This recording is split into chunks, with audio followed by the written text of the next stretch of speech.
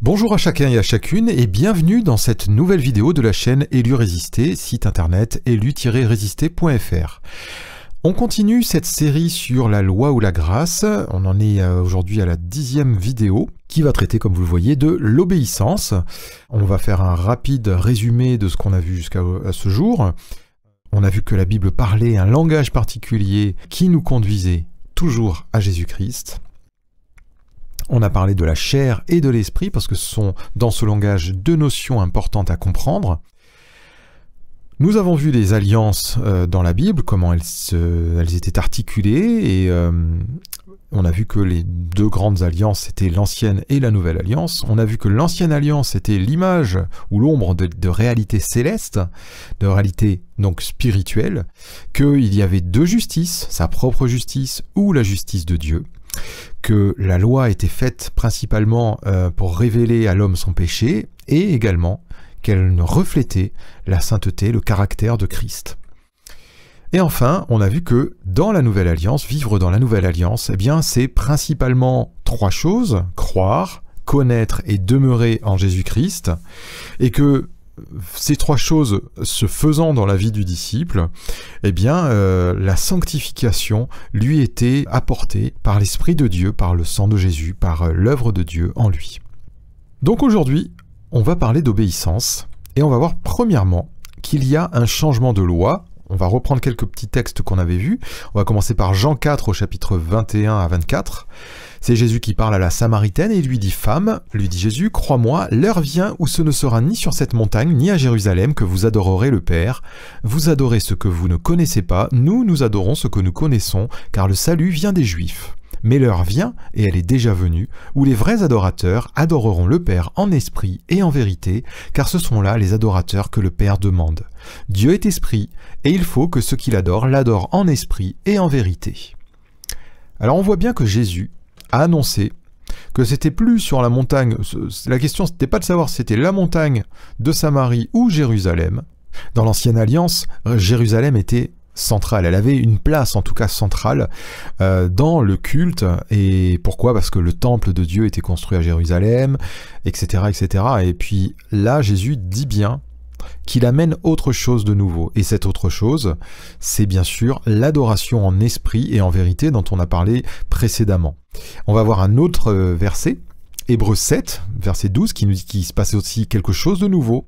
Car le sacerdoce étant changé, là il parle du sacerdoce lévitique, donc de la loi de Moïse, nécessairement aussi il y a un changement de loi. Car la loi, donc la loi de Moïse, n'a rien amené à la perfection et introduction d'une meilleure espérance par laquelle nous nous approchons de Dieu. Donc on a un changement de loi et une nouvelle espérance, une meilleure espérance. Voilà encore un autre verset, Hébreux 8.10, qui était la citation de Jérémie 31, « Mais voici l'alliance que je ferai avec la maison d'Israël après ces jours-là, dit le Seigneur, je mettrai mes lois dans leur esprit, je les écrirai dans leur cœur, et je serai leur Dieu, et ils seront mon peuple. » Vous retrouvez, comme Jésus nous le dit, Dieu est esprit, l'adoration en esprit et en vérité. Il y a un changement de loi, oui, parce que la loi, elle vient dans l'esprit, et elle est écrite non plus sur des tables de pierre, mais sur des tables de chair, c'est-à-dire sur les cœurs. Voilà. Un dernier verset, Romains 8.2, « En effet, la loi de l'esprit de vie en Jésus-Christ m'a affranchi de la loi du péché et de la mort. » Il y a un changement de loi, et cette loi, elle s'appelle la loi de l'esprit de vie en Jésus-Christ. C'est quelque chose qui n'a plus à voir avec des tables de la loi, écrite sur des tables de pierre, mais ça se passe à l'intérieur premièrement. Je ne dis pas que c'est que à l'intérieur, mais ça se passe premièrement à l'intérieur. Et voici donc la déclaration de Paul aux Corinthiens, 1 Corinthiens 9, versets 20 et 21. « Avec les Juifs, j'ai été comme Juif, afin de gagner les Juifs. Avec ceux qui sont sous la loi, comme sous la loi, quoique je ne sois pas moi-même sous la loi. » Donc Paul déclare ici aux Corinthiens clairement qu'il n'est plus sous la loi de Moïse. Mais en même temps, il va dire que lorsqu'il est avec des Juifs, eh bien, il se comporte comme quelqu'un qui est sous la loi de Moïse. Pourquoi? Afin de gagner ceux qui sont sous la loi. Et verset 21, « Avec ceux qui sont sans loi, comme sans loi, quoique je ne sois point sans la loi de Dieu, étant sous la loi de Christ, afin de gagner ceux qui sont sans loi. Donc là, on voit clairement, ça pourrait résumer ce verset, ce qu'on a vu ici, qu'il y avait ce qui s'appelait la loi de Moïse, et que maintenant, ce que Paul appelle la loi de Dieu, eh bien, c'est la loi de Christ, la loi de l'esprit de vie en Jésus-Christ, qui me libère du péché. Donc, on peut conclure que Jésus vient instituer une nouvelle loi, meilleure que l'ancienne, non une loi extérieure avec une adoration charnelle, mais une loi que l'Esprit de Dieu inscrit lui-même dans les cœurs, la loi de Christ, tel il est, tel nous sommes. Qu'est-ce que ça va induire dans notre obéissance? Eh bien, ça va induire que l'obéissance ne vient pas de l'extérieur, c'est-à-dire de commandements extérieurs, mais elle vient de l'intérieur. C'est-à-dire qu'on va obéir à ce que Dieu va lui-même inscrire dans nos cœurs. Donc, ça n'est plus une obéissance qui dépend de nos efforts, mais c'est une obéissance qui va dépendre de notre communion à Dieu, afin que l'Esprit de Dieu nous amène à vivre cette obéissance. Alors, ensuite, on va préciser qu'il s'agit de l'obéissance de la foi. Voilà quelques versets, Actes 6, 7, je vais un petit peu vite, qui nous montrent que une grande foule de sacrificateurs obéissait à quoi? À la loi de Moïse? Non, à la foi. Romains 1, 4, pour amener en son nom à l'obéissance de la foi tous les païens. Romains 10, 16, mais tous n'ont pas obéi à quoi? À la bonne nouvelle, pas à la loi de Moïse. Encore une fois, j'insiste, mais Romains 16, alors je vous ai mis tout le passage, mais lisez-les, tous ces versets, je ne les lis pas tous pour aller un petit peu plus vite. Romains 16 et verset 26, mais manifesté maintenant par les écrits des prophètes d'après l'ordre du Dieu éternel et porté à la connaissance de toutes les nations afin qu'elles obéissent à la foi. Voilà, le but, c'est que nous obéissions à la foi. 2 Thessaloniciens 1 et au verset 8, au milieu d'une flamme de feu pour punir ceux qui ne connaissent pas Dieu et ceux qui n'obéissent pas à l'évangile de notre Seigneur Jésus. Obéir à l'évangile de notre Seigneur Jésus et punir ceux qui n'obéissent pas à Dieu.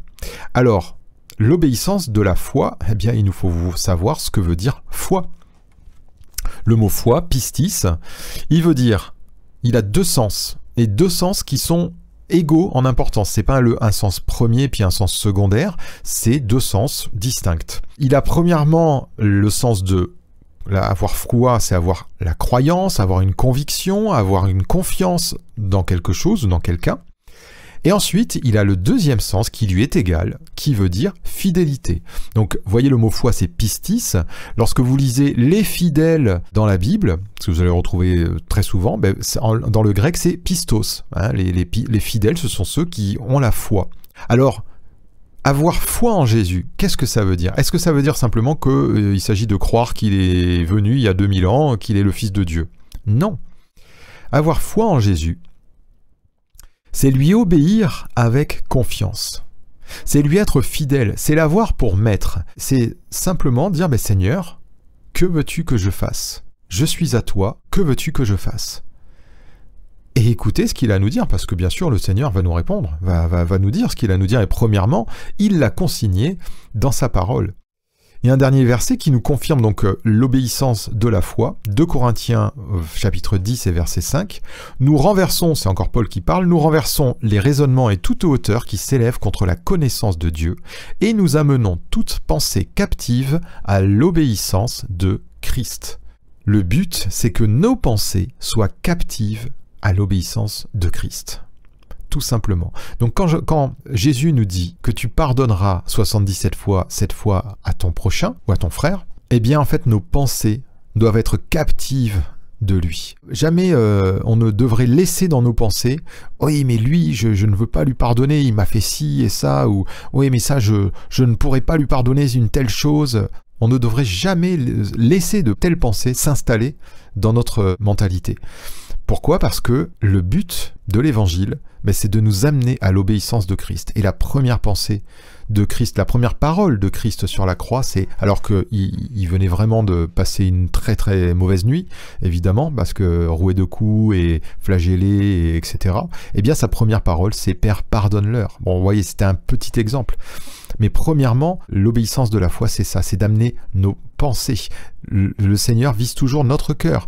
Il reprend une loi de Moïse, l'adultère, et il dit bien, mais celui qui a déjà dans son cœur la pensée de convoiter une telle femme, dans son cœur, voilà, au travers de ses pensées, eh bien il a déjà commis un adultère avec elle. Donc le but de l'évangile, c'est de nous amener à une foi parfaite, accomplie, jusque dans nos pensées, jusque dans notre cœur. Et Jésus a dit pour ça, Matthieu 28, 19, « Allez, faites de toutes les nations des disciples, les baptisant au nom du Père, du Fils et du Saint-Esprit, et enseignez-leur à observer tout ce que je vous ai prescrit. Et voici, je suis avec vous tous les jours, jusqu'à la fin du monde. » Alors, il nous dit d'enseigner les disciples à observer tout ce que Jésus a prescrit. Qu'est-ce qu'il a prescrit? Eh bien, ces enseignements, on les voit dans les évangiles. Et ces enseignements, on les voit dans les épîtres du Nouveau Testament. Et donc, il s'agit d'obéir à tout ce que nous pouvons lire dans le Nouveau Testament.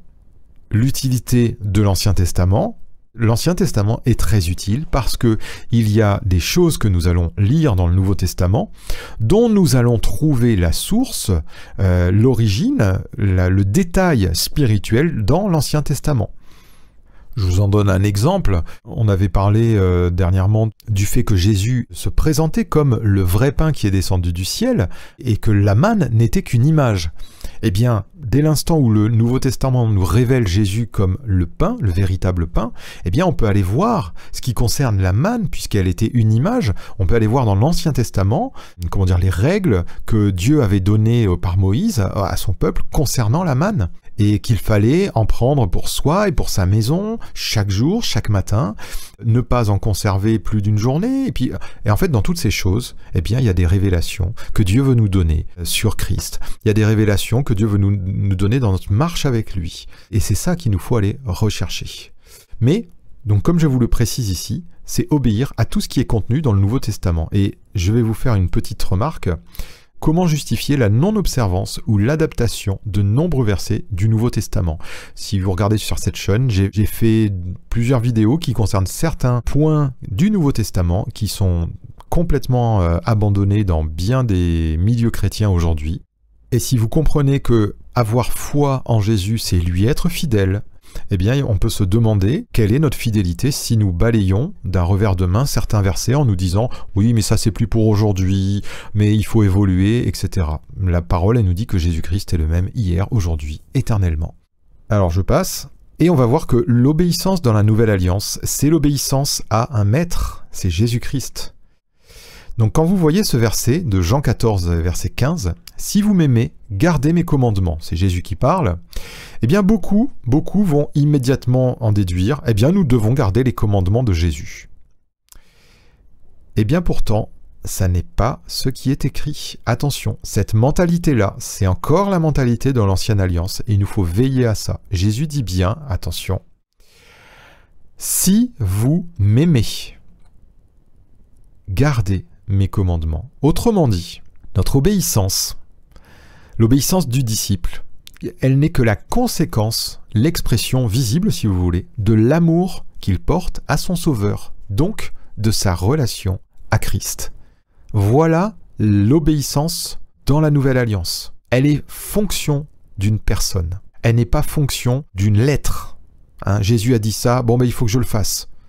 Parce qu'on va voir des exemples un petit peu plus tard. C'est une obéissance de cœur. On va le voir. 1 Jean, chapitre 4 et verset 18, Jean nous dit « La crainte n'est pas dans l'amour, mais l'amour parfait bannit la crainte. Car la crainte suppose un châtiment, et celui qui craint n'est pas parfait dans l'amour. Pour nous, nous l'aimons parce qu'il nous a aimés le premier. » La crainte suppose un châtiment. La crainte du châtiment, eh bien, elle vient de la loi. Dans la loi, on nous disait « Si tu fais telle chose, tu iras donner telle réparation, tu feras telle chose, tu offriras telle chose, etc. etc. » Il y avait un châtiment, tu seras impur jusqu'au soir, enfin toutes sortes de choses. Et celui qui n'a pas encore compris la puissance de la croix de Christ, qui n'a pas saisi qu'il a été dégagé de cette loi et libéré du péché afin d'être sanctifié par Christ, qui n'a plus besoin d'observer des commandements mais de recevoir de Dieu lui-même la sanctification dans son cœur, eh bien, il pense toujours qu'il doit ajouter des choses à cette œuvre pour être accepté de Dieu. On va le voir, enfin moi je l'ai souvent entendu. Donc avant, il y avait l'ancienne alliance, hein, il y avait l'ancienne alliance ici, et puis il fallait observer des commandements, et puis ensuite Jésus est venu à la croix, il a pardonné nos péchés, d'accord, et bien maintenant on doit obéir à des commandements.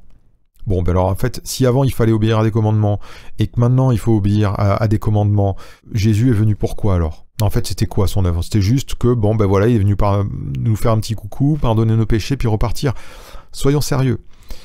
Il ne s'agit pas d'obéir à des commandements à la manière de l'ancienne alliance.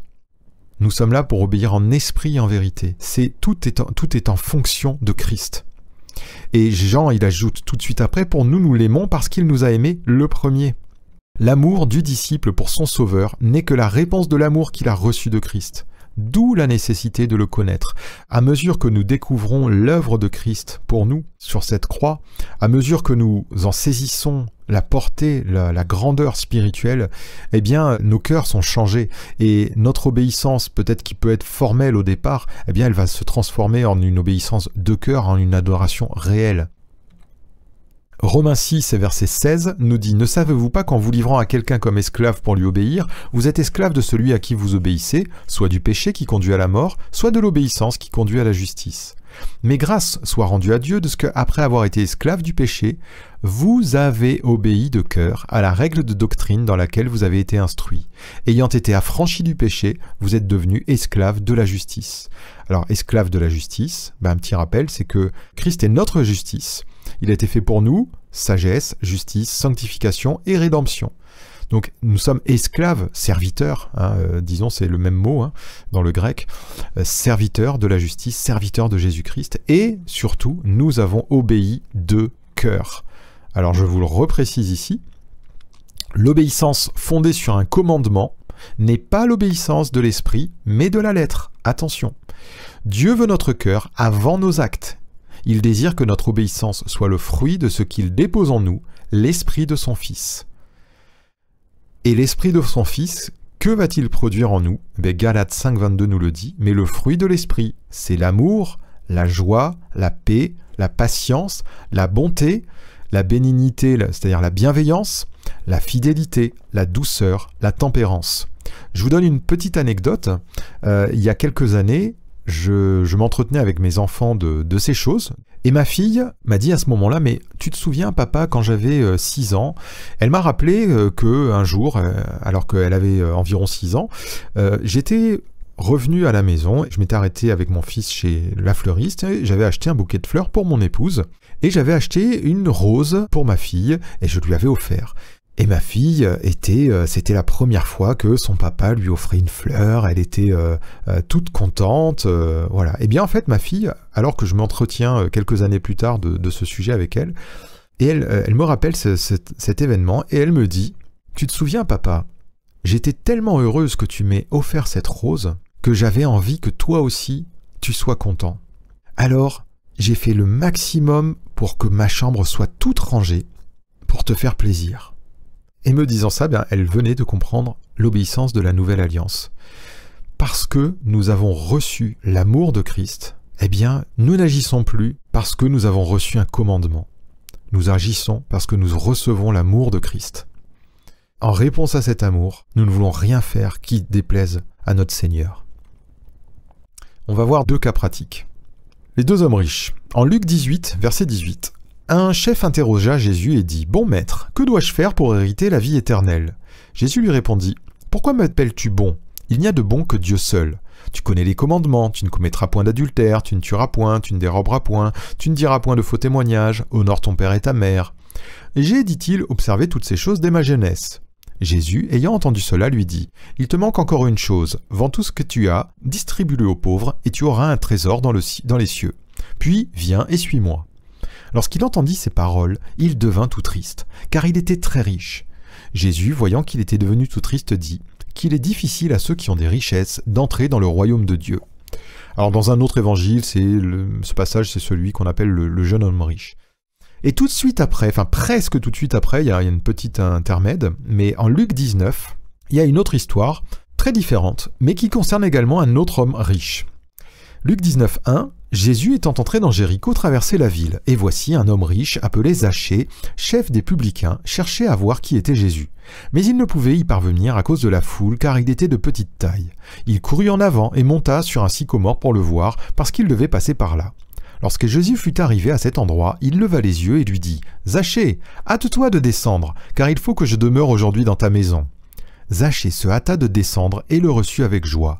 Voyant cela, tous murmuraient et disaient « Il est allé loger chez un homme pécheur. » Mais Zachée, se tenant devant le Seigneur, lui dit « Voici, Seigneur, je donne aux pauvres la moitié de mes biens. Et si j'ai fait tort de quelque chose à quelqu'un, je lui rends le quadruple. » Jésus lui dit « Le salut est entré aujourd'hui dans cette maison, parce que celui-ci est aussi un fils d'Abraham, car le Fils de l'homme est venu chercher et sauver ce qui était perdu. » Alors vous voyez, deux histoires bien différentes, deux histoires qui nous montrent une obéissance très différente elle aussi. D'abord, je vais vous faire remarquer pourquoi m'appelles-tu bon? Il n'y a de bon que Dieu seul. Pourquoi cette question de Jésus? Parce que Jésus veut ramener ce jeune chef à sa personne à lui. Et là, on va voir ensuite qu'il va lui dire « Viens et suis-moi ». Le but, ça n'est pas de lui donner un autre commandement, mais c'est de l'amener à considérer Jésus. Parce que ce chef ne cherche pas Jésus. Il ne cherche pas véritablement Dieu, et ça, Jésus va lui faire comprendre, en fait, lui démontrer. Lui, il voudrait simplement un commandement. Et pourtant, Jésus essaie de le ramener à sa personne. Zachée, lui, c'est très différent. Il cherchait à voir qui était Jésus. Zachée, de par sa mauvaise vie, ne se confie pas en lui-même. Il cherche simplement Jésus. Voilà, il n'a pas d'autre but. Regardez le jeune homme riche, qu'est-ce qui va se passer? Jésus va lui dire, tu veux des commandements, je vais t'en donner un. Je vais te donner le seul auquel tu ne peux pas obéir. Parce que si vous voulez des commandements, il y en a beaucoup plus dans le Nouveau Testament que dans l'Ancien Testament.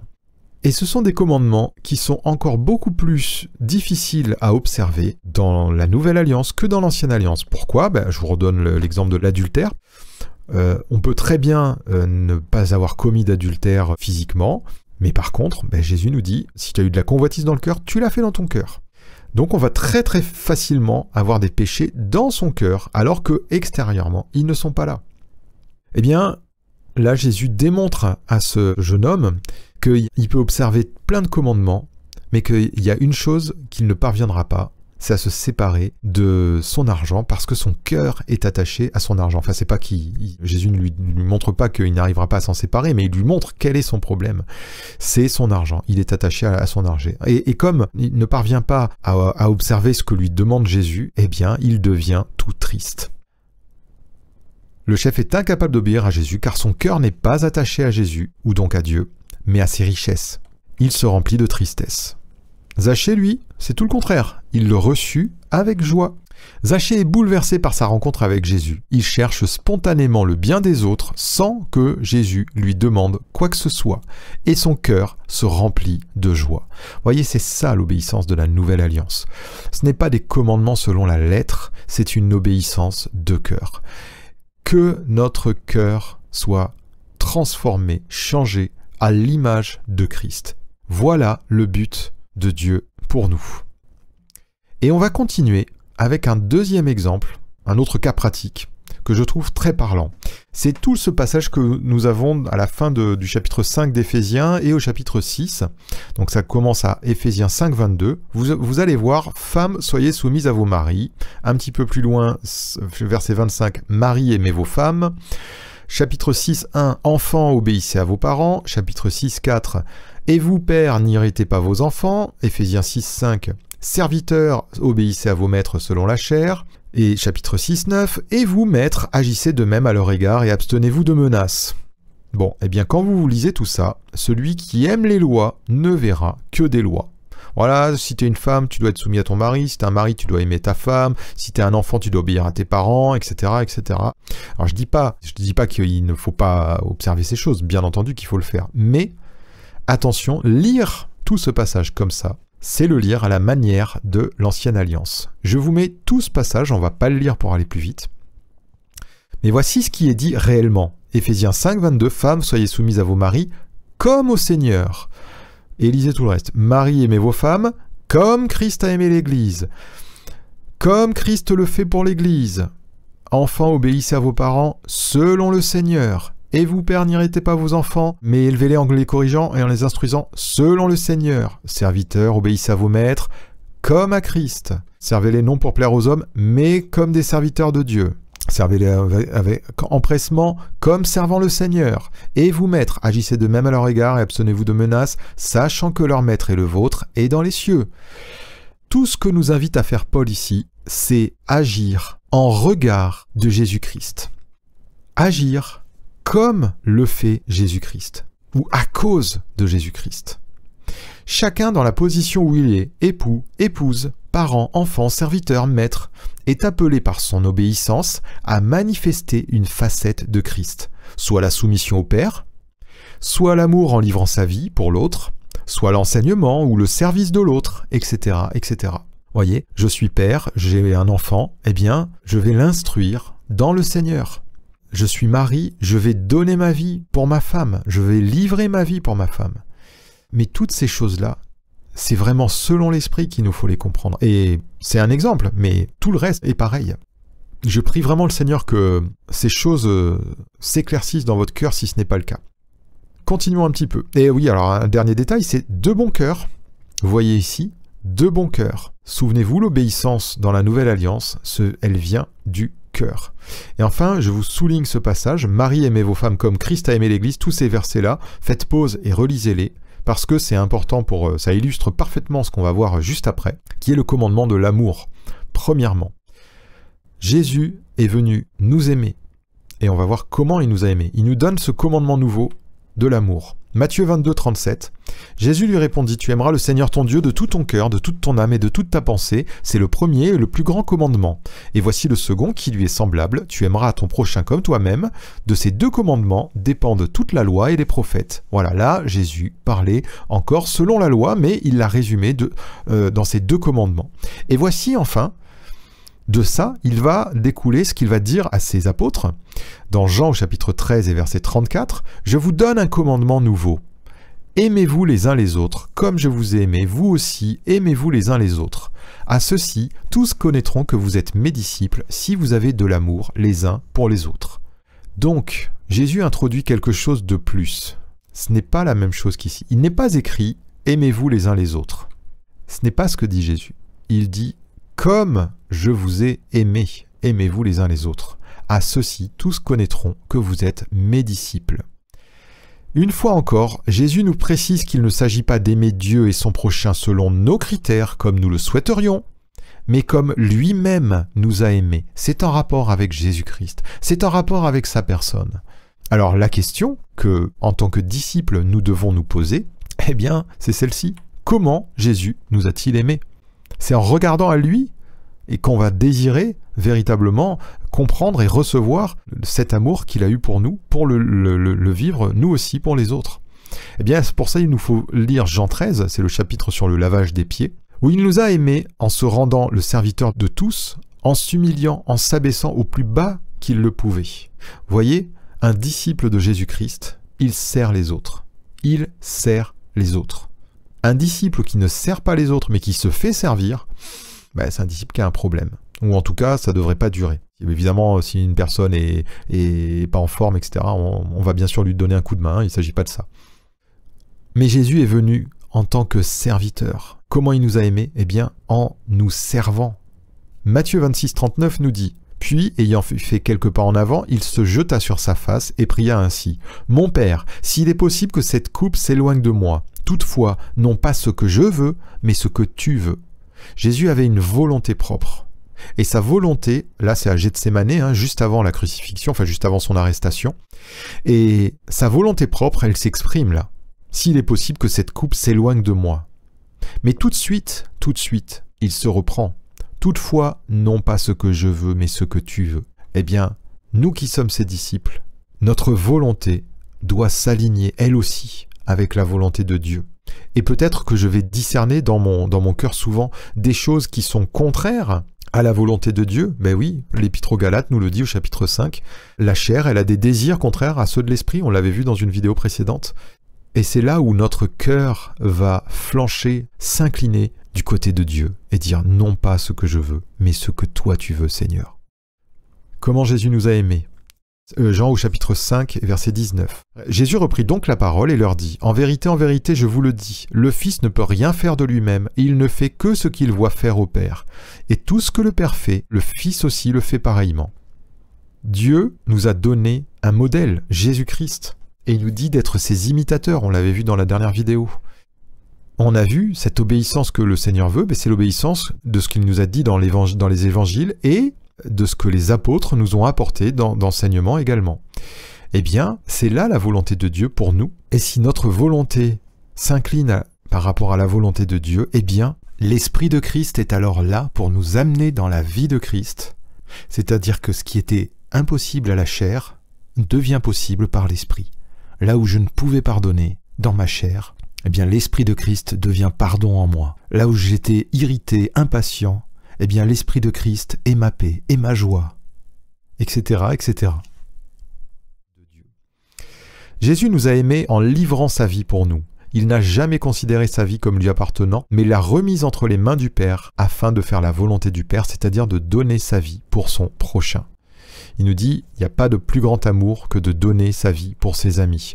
Premièrement, alors je vous le dis très concrètement, premièrement, notre service pour Dieu, c'est d'aimer ses frères et sœurs. Premièrement, si vous n'aimez pas vos frères et sœurs, si vous ne vous souciez pas de vos frères et sœurs, si vous ne prenez pas de temps dans la prière pour eux, si vous ne prenez pas de temps simplement de les saluer et d'avoir de l'attention pour eux, eh bien, j'aimerais vous dire que vous avez un problème. Et surtout, ne vous laissez pas abuser par tout un système religieux qui vous déresponsabilise quant à l'amour en vous responsabilisant quant au service du système. On vous invite à servir à tel endroit, de telle façon, en vous disant bien sûr que vous faites ça pour le Seigneur. Le Seigneur, lui, vous demande d'aimer vos frères. Intéressez-vous à vos frères et sœurs. Intéressez-vous à leur croissance spirituelle. Intéressez-vous aux difficultés qu'ils peuvent rencontrer, spirituelles ou matérielles. Parce que la présence de Dieu en nous, la présence du Saint-Esprit dans nos cœurs, elle produit l'amour, la joie, la paix, la bonté, la bienveillance, etc. Comme on l'a vu il y a quelques slides. Et donc si ces choses n'y sont pas, eh bien c'est que le Saint-Esprit ne règne pas dans notre cœur. Il ne faut pas se raconter d'histoire. Philippiens 2, versets 5 à 8, « Ayez en vous les sentiments qui étaient en Jésus-Christ. » Alors les sentiments ou les choses, le terme n'est pas aussi précis que ça. « Lequel, existant en forme de Dieu, n'a point regardé comme une proie à arracher d'être égal avec Dieu, mais s'est dépouillé lui-même en prenant une forme de serviteur, en devenant semblable aux hommes, et ayant paru comme un simple homme, il s'est humilié lui-même, se rendant obéissant jusqu'à la mort, même jusqu'à la mort de la croix. » Même jusqu'à la mort de la croix. Jésus n'a pas regardé à tous ses attributs, tout ce qu'il était, et il s'est abaissé. Et c'est là notre voie. On ne devrait jamais se considérer comme étant au-dessus d'un frère, d'une sœur, quelle qu'elle soit, quel qu'il soit. Mais au contraire, on devrait se rendre serviteur de tous. Il y aurait beaucoup à dire, je vous fais que de résumés, mais il y aurait beaucoup à dire sur toutes ces choses. Je vous laisserai les méditer. Je vais vous faire un petit diagramme pour résumer un petit peu, je vais essayer d'imager ce qu'est l'obéissance dans la Nouvelle Alliance. La grâce, c'est Christ, c'est le chemin, la vérité et la vie. Voilà. Donc Christ est un chemin. Sa parole, c'est le chemin. Il est la parole, il est le chemin. Le légalisme, alors là, c'est très très vague, je ne nomme personne, mais le légalisme, eh bien, c'est d'obéir sans amour. C'est d'obéir à des commandements sans avoir une véritable relation de cœur avec le Seigneur. Et il y a son opposé, il y a l'hypergrâce, ou le laxisme, ou je sais pas, enfin moi je l'appelle comme ça, mais vous pouvez l'appeler comme vous voulez, peu importe. C'est l'exact contraire, c'est aimer sans obéir. Voilà. Eh bien, ni l'un ni l'autre ne fonctionne. Vous voyez, je les ai mis là, ce sont les deux fossés en fait de ce chemin. C'est là où on tombe. C'est soit on tombe dans une obéissance sans lien de cœur avec le Seigneur, sans une relation véritable, et ainsi, en fait, on a une obéissance qui ne fait que satisfaire notre chair. C'est là qu'on va se glorifier nous-mêmes, ou se donner une propre justice en disant, mais qu'est-ce que toutes ces œuvres que je fais pour le Seigneur, c'est merveilleux. Oh là, je suis, comparé à mes frères qui sont eux de piètres chrétiens. Voilà. Et vous avez l'exact contraire, aimer sans obéir. Alors là, Alors c'est formidable, on a des « Ah Jésus je t'aime » plein la bouche, on va chanter, parfois danser dans des assemblées, hein. On danse, on va faire toutes sortes de choses pour Dieu, pour manifester un amour à Dieu, et cet amour il reste charnel, parce qu'en fait ensuite, mais quand il s'agit de vraiment suivre la parole du Seigneur, la vivre, chercher à la vivre. Ah non, alors là, non, moi je veux pas pardonner, ou en tout cas j'ai beaucoup de mal. Hein. Et puis, ah non, tel commandement, non mais ça de toute façon aujourd'hui c'est plus possible, etc., etc. On va se trouver toutes sortes d'excuses pour ne pas obéir au Seigneur, ni d'un point de vue extérieur, ni de cœur. Eh bien, marcher selon l'Esprit, ça s'axe autour de deux choses, c'est obéir à la foi, c'est-à-dire garder sa parole, c'est-à-dire la mettre en pratique. Gardez ces paroles. Si vous gardez mes paroles, je demeure en vous et vous en moi. Jean chapitre 15. Et d'un autre côté, c'est la foi, donc l'obéissance, eh bien elle est agissante par l'amour. Alors là, je ne vous ai pas le noté, le verset dont je le tire, ça c'est dommage, j'aurais dû le faire. Mais la foi est agissante par l'amour. Et parce que j'ai reçu de l'amour venant de Dieu, parce qu'il fait grandir cet amour, eh bien, j'ai abandonné l'égoïsme, j'ai abandonné le non-pardon, j'ai abandonné l'arrogance, et je m'abaisse, et je vais prendre du temps pour mes frères, mes sœurs, pour mon prochain, plus généralement, pour annoncer la parole, etc., etc. Et donc, les paroles de Jésus, les enseignements des apôtres, voyez, je vous ai représenté ici, c'est les bornes du chemin, tout simplement, tout simplement. Quand le Seigneur nous dit de ne pas rendre le mal pour le mal, et que j'ai un cœur qui commence à désirer se venger, eh bien, vous voyez, je commence à sortir du chemin. J'étais sur le chemin, j'étais prêt à pardonner, puis tout d'un coup, non, quand même, hein, il l'a fait exprès. Il mérite quand même qu'on lui fasse une petite leçon, et hop, là, ça veut dire que je quitte le chemin. Je suis en train de quitter le chemin. Et vite, il faut que je revienne. Demeurer, persévérer, c'est rester sur ce chemin. Alors de temps en temps, on fait un petit crochet, oui. Et oui, malheureusement, de temps en temps, notre chair se manifeste. Mais il ne faut pas qu'elle se manifeste, il faut vite revenir. Bon, ce petit croquis vaut ce qu'il vaut, hein, vous en faites ce que vous voulez. Et je vais terminer par, je ne vais pas vous les lire parce que ça va être trop long, la vidéo est déjà très longue. Mettre en pratique la parole en agissant selon l'amour. Ben, je vous mets deux textes, c'est dans l'épître de Jacques, les deux. Premier chapitre et deuxième chapitre. Et ce verset de Galates qui nous résume très bien un petit peu tout ce qu'on a dit. Car en Jésus-Christ, rappelez-vous toujours, l'obéissance, elle est fonction de Jésus, de notre relation à lui. Car en Jésus-Christ, ni la circoncision ni l'incirconcision n'a de valeur, mais la foi qui est agissante par l'amour. Voilà, la charité, l'amour. En Jésus-Christ, loi de Moïse, pas loi de Moïse, obéissance à la loi de Moïse ou désobéissance à la loi de Moïse, c'est pas ça qui est important, c'est la foi qui est agissante par l'amour. Je suis pas en train de dire qu'il faut faire n'importe quoi, que je ne sois pas mal compris, il faut obéir à tout ce que Jésus-Christ et ses apôtres nous ont dit sans aucun problème, et il y a des choses qui découlent naturellement, qui viennent de la loi de Moïse, qui a même pas d'interprétation, hein, de ne pas tuer, enfin toutes ces choses, elles sont évidentes. Mais attention, c'est toujours spirituellement qu'on doit les comprendre, c'est-à-dire que tuer, il ne s'agit pas de... Ce n'est pas le corps de l'homme, de l'autre qui est visé. Dans Jérémie, par exemple, il nous est dit « tuons-le avec la langue ». Et Jésus reprend un peu cette idée dans Matthieu 5 en nous disant bien que déjà dans nos paroles, quand nous commençons à parler mal contre notre frère, eh bien, il y a la racine du meurtre qui est même là. Je vous laisse avec ce dernier texte d'1 Pierre au chapitre 1 et verset 13. Je ne vous le lis pas, je vous laisse le lire vous-même. Et je vous dis à très bientôt, que le Dieu vous bénisse en Jésus-Christ.